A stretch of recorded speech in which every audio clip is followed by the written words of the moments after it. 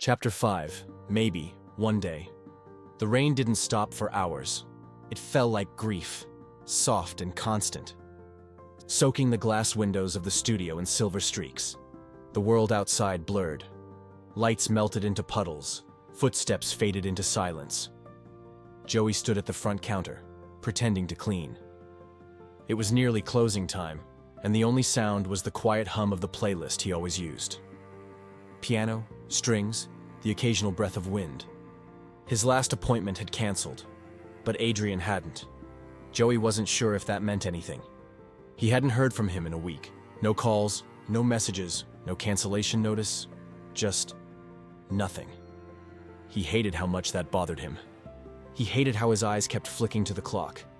He hated that his hands itched to feel something, other than the emptiness he'd carefully built his life around. And then, softly, almost too quietly to notice, the door chime rang. Joey didn't react, not right away, but his heart did. Adrian stood in the doorway, his umbrella folded, hair damp, shoulders slightly slouched, like the rain had soaked deeper than just his clothes. He looked tired, not physically, but the kind of tired that starts in the soul and seeps into your bones. Joey didn't speak, neither did Adrian. They just looked at each other, for too long, until Adrian finally broke the silence. "Do you have time?" Joey glanced at the schedule on the wall. It was empty. It had been empty for an hour. He nodded. "Yeah." Adrian walked past him, moving slowly. Joey watched him go, watched the way his back curled just a little, like he was carrying something heavy. And maybe he was. Maybe they both were. The room was quiet when Joey returned. Adrian was already on the table. This time he hadn't even folded his shirt. It lay crumpled on the chair. His belt unbuckled, pants halfway off, like he just didn't have the energy to pretend. Joey didn't comment. He lit the candle, dimmed the lights, warmed the oil. The music began again, but Joey barely heard it. He placed his hands on Adrian's shoulders and started. And everything felt different. Adrian didn't just melt this time. He broke. His body trembled under Joey's hands, not from cold, not from touch, but from something deeper, the kind of shaking that comes when you've been holding yourself together for too long and finally let someone see the cracks. Joey said nothing, but his hands slowed, gentle, intentional. He moved down Adrian's back, like he was afraid of breaking him further. His thumbs pressed soft circles. His fingers traced the edges of every knot, every memory stored in muscle. Adrian breathed out, voice cracked. "I'm sorry I disappeared." Joey didn't answer. "I thought staying away would help," Adrian continued. "I thought maybe if I stopped coming, you wouldn't miss me." His voice broke at the end. "Just a little." Joey paused, then whispered, "But I did." The words hung in the air, like steam. Adrian turned his head, eyes glassy, lips slightly parted. "Then why?" Joey didn't look at him, because if he did, everything he'd been guarding would fall apart. "I don't know how to love anymore," Joey admitted, barely louder than a breath. "Not the right way." Adrian stayed quiet. Joey's hands moved lower, working down Adrian's spine, his hips, the back of his thighs. Every touch was delicate, reverent. Adrian closed his eyes. "I wasn't asking you to love me," he whispered.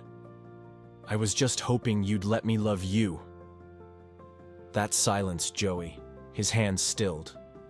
The room felt heavier. The candle flickered against the quiet tension in the air.